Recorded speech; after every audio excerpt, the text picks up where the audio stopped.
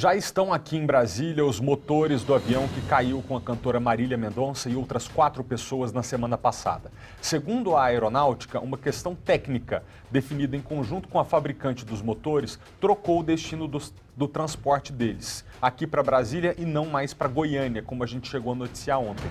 Esses equipamentos agora serão analisados por especialistas do Centro de Investigação e Prevenção de Acidentes Aeronáuticos, o CENIPA, que é aquele órgão da FAB que a gente tanto tem falado esses últimos dias.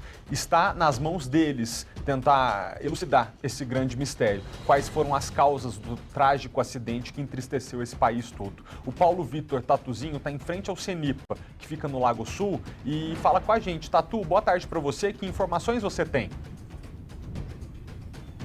Pois é, Malta, boa tarde para você, a todos assistindo, ao SBT Brasília, primeira edição aqui no DF e também no entorno.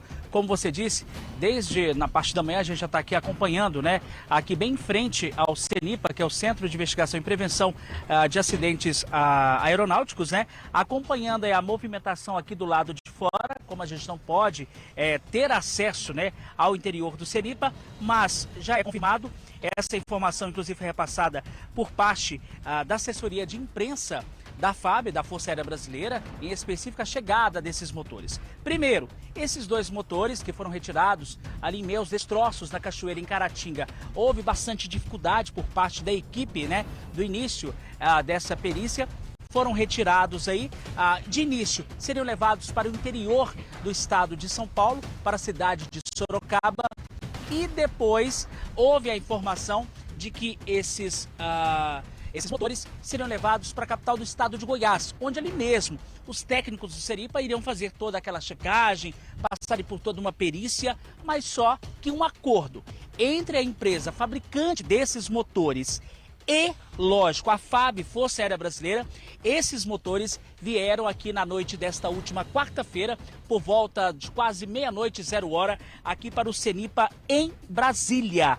Então, portanto, esses motores estão aqui numa sala fechada, aqui no CENIPA, e devem nas próximas horas, nos próximos momentos, passarem por todo esse trabalho de perícia, viu, Malta? E, inclusive, Malta, para a gente entender o que de fato aconteceu, a gente daqui a pouco tem um entrevistado que vai falar conosco, trazer informações para a gente precisas, principalmente do dia que aconteceu toda aquela tragédia que acabou tirando a vida da cantora Marília Mendonça e dos 4 ocupantes, entre eles o piloto, o copiloto, o assessor e tio dela, Miciele Silveira, e também o produtor musical Henrique Bahia, viu, Malta? Então, portanto, esses 2 motores, eles estão aqui numa sala fechada, aqui no CENIPA, e devem, nas próximas horas, já começarem a ser periciados para identificar quais as causas desse trágico acidente aéreo e, principalmente, o que a FAB quer com isso? Por meio dessa ação investigativa, é para que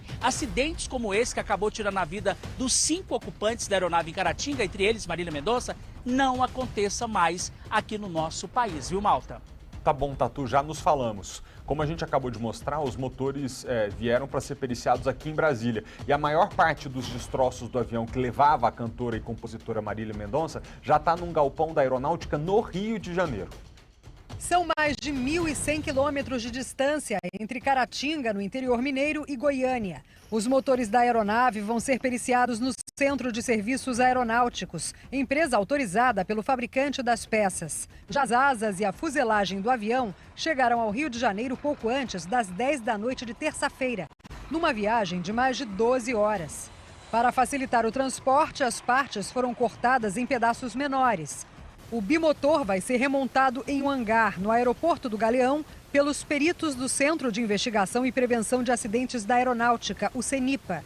Os técnicos vão identificar, por exemplo, como o avião caiu, quanto de combustível vazou e a forma como o impacto atingiu os 5 ocupantes. Esse trabalho não tem prazo para terminar, mas o CENIPA afirmou que pretende concluir a investigação o mais rápido possível.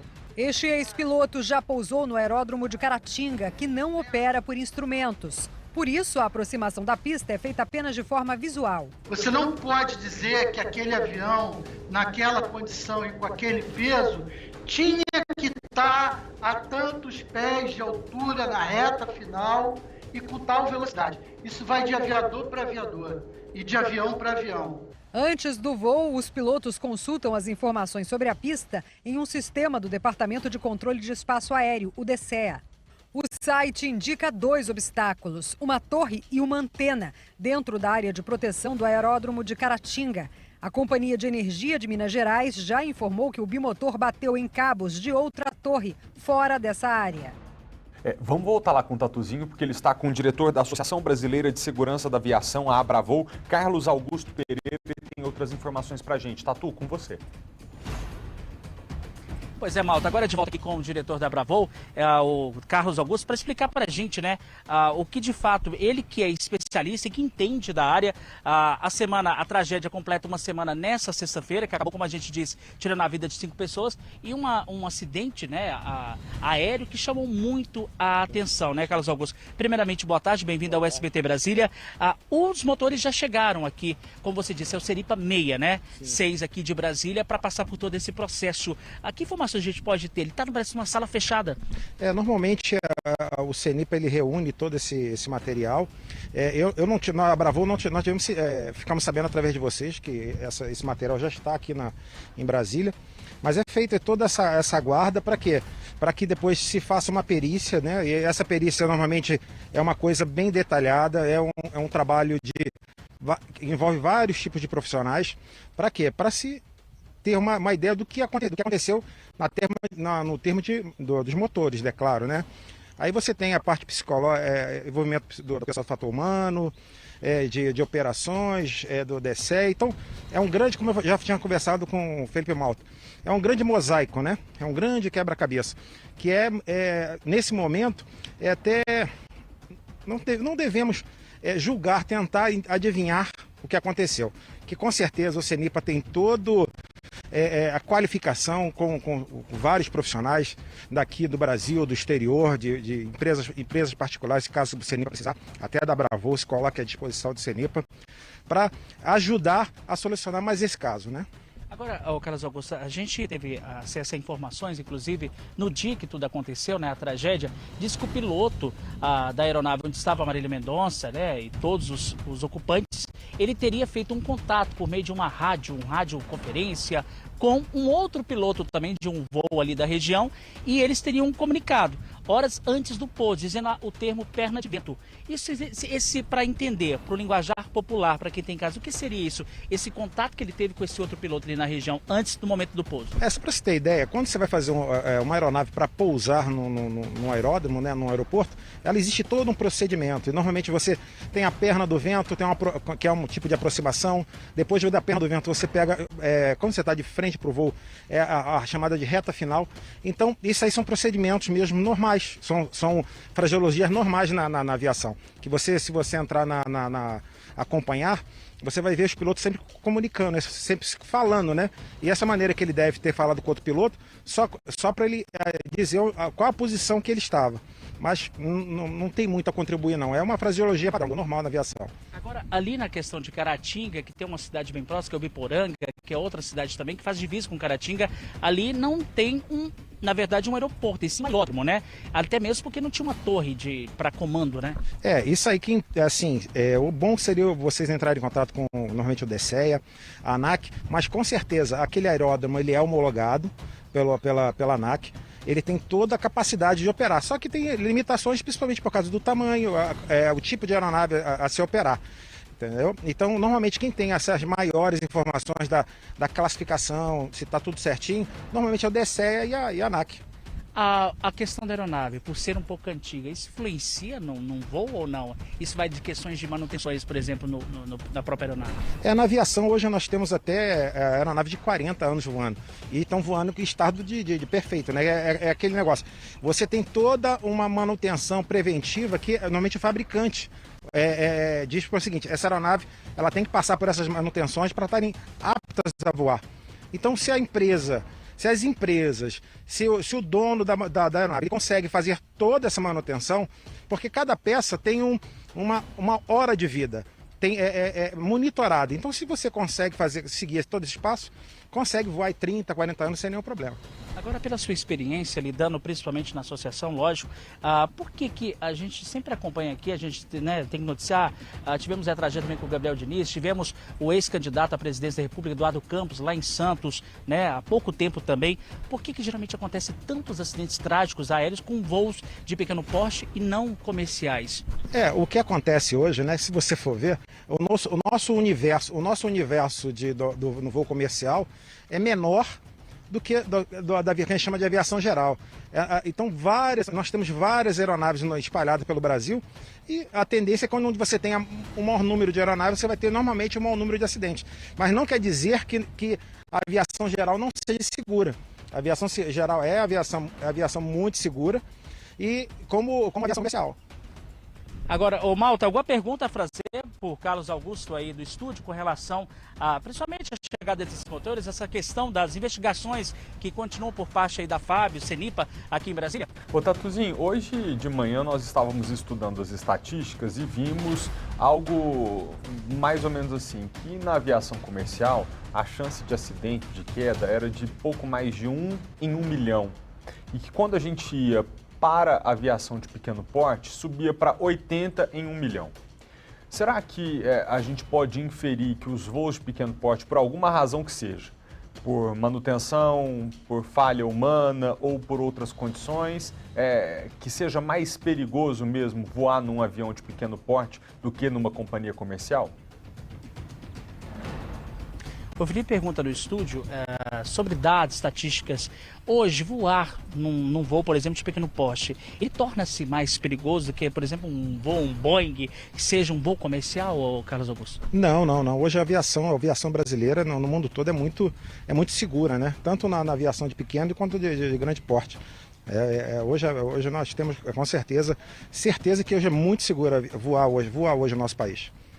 Tá aí, ô Felipe, o Carlos trazendo essas dúvidas aí, respondendo. E lembrando, ô Carlos, que além, lógico, dos motores que chegaram aqui, por exemplo, ao CENIPA, que é o CENIPA 6, que você falou aqui em Brasília, os outros destroços da aeronave continuam lá no Rio de Janeiro, que devem passar também por toda a perícia ali, checar, né, o que de fato aconteceu, para chegar à elucidação das causas dessa tragédia, né? Sim, dos fatores contribuintes, com certeza.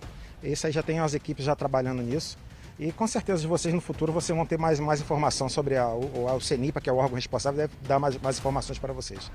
Tá aí, Malta. Carlos Augusto, diretor da Bravo, dando as explicações aí sobre essa questão pericial que agora fica por parte do CENIPA. CENIPA 3 são os órgãos, né, responsáveis nos estados como o Rio de Janeiro, investigando parte da aeronave que chegou até o Rio de Janeiro, o aeroporto do Galeão, e também sobre esses dois motores que primeiro, como a gente disse, iriam para Sorocaba, passarem por todo um processo e, lógico, depois iriam para Goiânia, mas esse acordo entre a empresa fabricante e também a FAB, a Força Aérea Brasileira, esses dois motores se encontram aqui no CENIPA para que seja todo esse trabalho, aconteça todo esse trabalho investigativo para identificar as causas dessa tragédia que tirou a vida de Marília Mendonça e 4 ocupantes. Malta. Patrocínio, ainda nessa questão, mas agora não na esfera da investigação e sim na pessoal da Marília Mendonça, a mãe da cantora, Dona Ruth, informou que vai compartilhar a guarda do Léo, do filho da cantora, com o pai da criança, o também cantor Murilo Huff. Que informações você tem?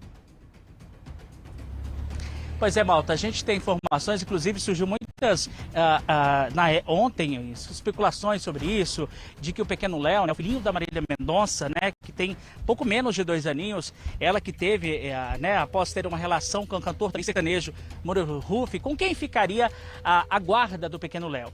Olha só o que aconteceu. Por meio de nota, a assessoria de imprensa da Marília Mendonça nos informou o seguinte: a dona Ruth, que é a mãe, né, de Marília Mendonça, o qual a Marília Mendonça tinha um carinho muito grande, especial, ela disse que essa guarda será compartilhada, ou seja, tanto entre a dona Ruth, que era uma vontade de que se Marília Mendonça tivesse viva, que acontecesse isso, entre a dona Ruth, mãe de Marília Mendonça, e o pai, o cantor sertanejo Murilo Huff. Então, portanto, os dois, eles têm uma relação bem aprazível, os dois têm um carinho muito grande, um carinho mútuo, e por conta disso, e de uma vontade da filha Marília Mendonça, até mesmo quando Marília Mendonça chegou até a informação de que quando Marília ia fazer as agendas de show dela pelo país afora, ela sempre deixava ou o pequeno Léo com a dona Ruth, né, com a mãe, ou até mesmo com o próprio cantor e pai, o Murilo Huff. Então, portanto, essa guarda será compartilhada entre a dona Ruth, mãe de Marília Mendonça,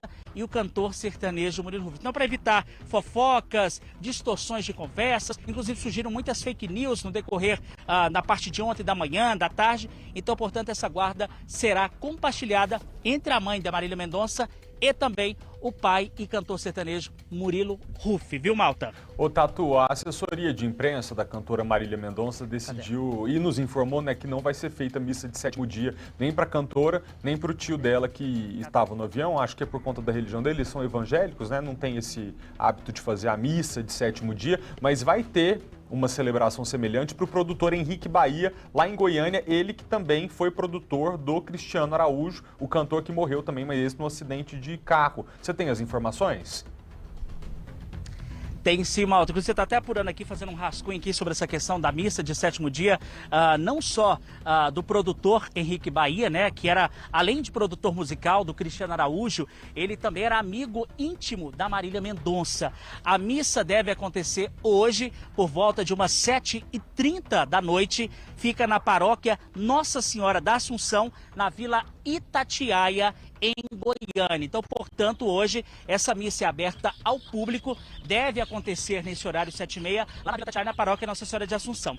Além, Malta, da missa de sétimo dia, né, do produtor Henrique Bahia, ele que é natural do estado da Bahia, mas tinha um carinho muito grande por Goiânia, morava em Goiânia já há bastante tempo, então a missa vai ser às 7h30. Agora, Malta, tem também outras informações de missa de sétimo dia, também do Tarcísio Pessoa, que deve acontecer hoje às 19h na paróquia Nossa Senhora Aparecida, em Samambaia Norte. Já o do piloto Geraldo Medeiros Júnior, a missa de sétimo dia deve acontecer às 7h da noite na Igreja Sagrado Coração, que fica localizada na L2 Sul, Malta. Então, portanto, hoje acontecem essas missas e, como você disse, as missas de Marília Mendonça e do tio Abiciele Silveira não devem acontecer por conta de que eles eram evangélicos, Malta. Obrigado, Tatuzinho, pelas informações.